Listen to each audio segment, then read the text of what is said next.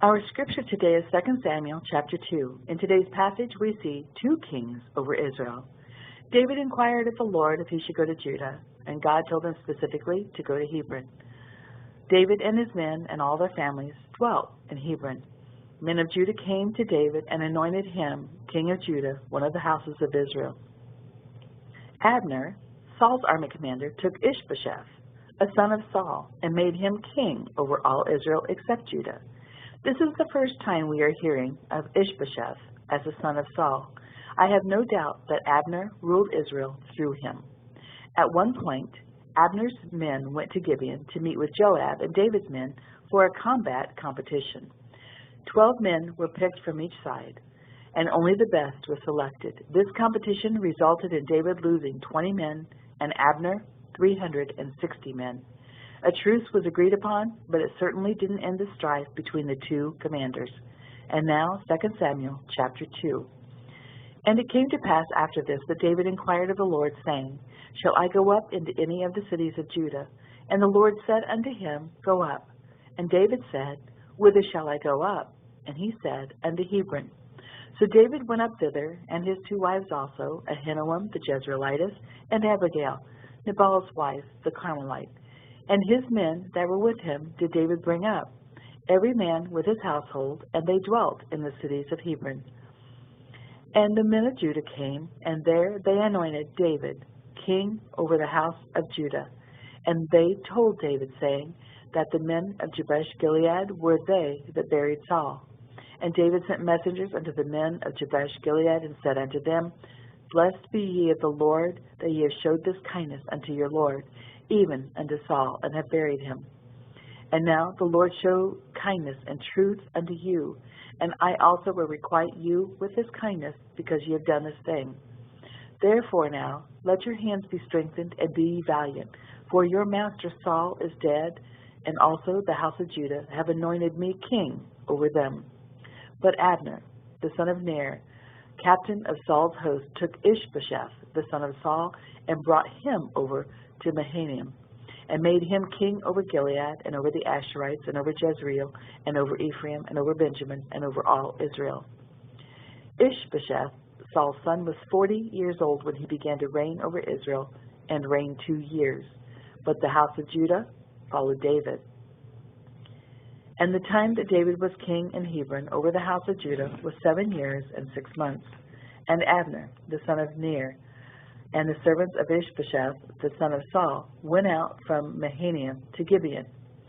And Joab, the son of Zeruiah, and the servants of David went out and met together by the pool of Gibeon, and they sat down, the one on the one side of the pool, and the other on the other side of the pool. And Abner said to Joab, Let the young men now arise and play before us. And Joab said, Let them arise. Then there arose and went over by number 12 of Benjamin, which pertained to Ishbosheth, the son of Saul, and 12 of the servants of David.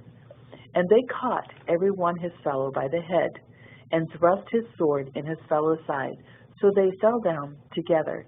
Wherefore that place was called Helkath Hazurim, which is in Gibeon.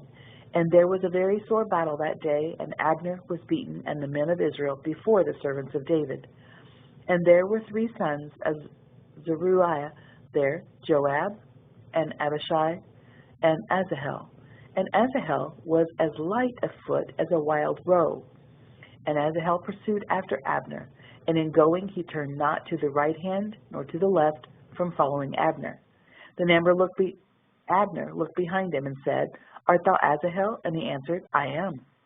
And Abner said to him, Turn thee aside to thy right hand or to thy left, and lay thee hold on one of the young men, and take thee his armor. But Asahel would not turn aside from following of him. And Abner said again to Asahel, Turn thee aside from following me. Wherefore should I smite thee to the ground? How then should I hold up my face to Joab thy brother? Howbeit he refused to turn aside.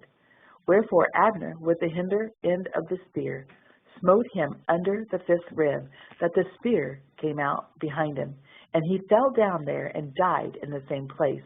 And it came to pass that as many as came to the place where Asahel fell down and died stood still.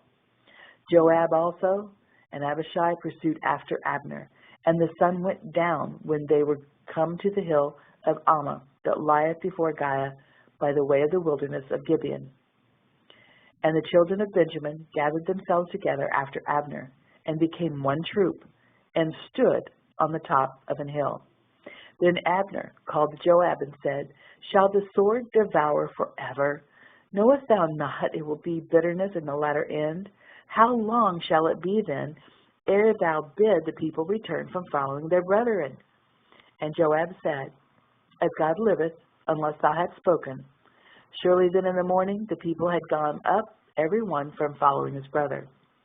So Joab blew a trumpet, and all the people stood still, and pursued after Israel no more, neither fought they any more.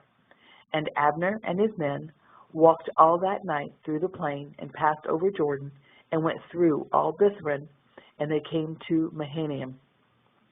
And Joab returned from following Abner.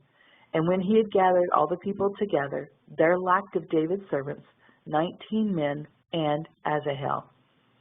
But the servants of David had smitten of Benjamin and of Abner's men, so that 360 men died. And they took up Asahel and buried him in the sepulchre of his father, which was in Bethlehem. And Joab and his men went all night, and they came to Hebron at break of day. Our prayer today is that we would go to the Lord over every decision in our life. This would help us to avoid snares that we create ourselves by doing things our own way.